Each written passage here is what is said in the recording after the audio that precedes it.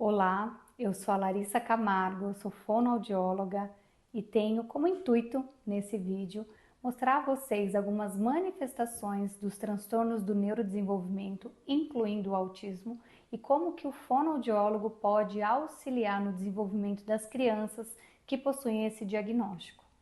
Nós sabemos que o autismo ele tem causas multifatoriais e nem sempre ele é um diagnóstico que é feito a olho nu. É necessário que a gente faça uma série de avaliações, incluindo outras profissões, como por exemplo terapeuta ocupacional, psicólogo, para que se chegue ao diagnóstico. Porém, uma das primeiras manifestações do autismo diz respeito ao desenvolvimento da comunicação e à interação social. Por isso, é tão importante que a gente saiba quais são os marcos de desenvolvimento da linguagem do bebê, né, que a gente desenvolve a fala e a linguagem desde a vida intrauterina, para que a gente possa avaliar se está dentro do esperado ou não. Então, a gente precisa observar, quando o bebê ele ainda é um bebê de colo, esse bebê ele precisa fazer contato visual com os pais, os cuidadores, principalmente com a mamãe no momento da amamentação. Esse bebê ele precisa ter um comportamento que está dentro do esperado, não ser um bebê tão chorão, tão irritado. E à medida que ele cresce, por volta ali de 9 meses, ele já tem muito interesse pelo ambiente, pelos outros. E o que ele faz? Ele começa a imitar. Quando o adulto dá um comando a ele, geralmente ele entende esse comando e reage. Por exemplo, batendo palminhas, apontando para algo que seja de interesse dele, pegando os brinquedos e começa a dar uma certa função para o brinquedo. Por exemplo, o carrinho, ele brinca mesmo como se estivesse numa pistinha. Então, isso tudo é o esperado, o normal ali dentro do desenvolvimento, é o que é esperado para que a criança faça. E a partir ali de 1 ano e meio, 2 anos, a criança começa a falar palavrinhas. Lembrando que desde bebê, a criança ela vocaliza e depois ela começa a balbuciar. E esses balbucios, aos poucos, se tornam palavras que têm um significado. Por exemplo, ao falar o papá, de repente, o papá é o papai, né? A gente vai dando esse significado, a criança vai compreendendo e a partir daí ela entende que toda vez que ela disser papai, o papai pode aparecer para ela e ela pode chamá-lo.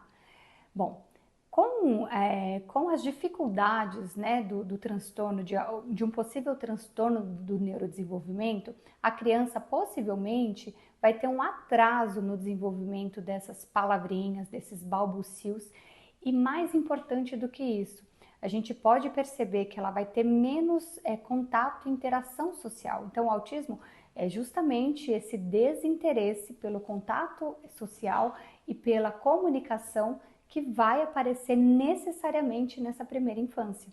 Então, quanto mais nós, né, a população e principalmente os educadores, os pais estiverem informados de quais são essas dificuldades, o que é esperado, o que não é, mais precoce pode ser o diagnóstico e quanto mais precoce o diagnóstico, melhor teremos um prognóstico em relação ao desenvolvimento dessas habilidades.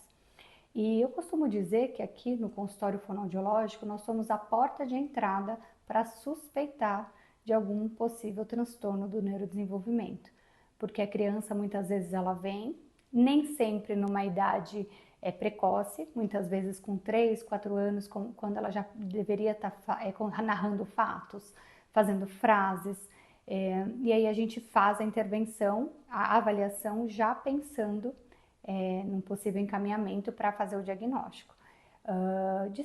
De toda forma, a atuação do fonoaudiólogo ela é super importante, ela é extremamente importante porque nós vamos ajudar essas crianças a adquirirem todas as habilidades que são necessárias para a comunicação.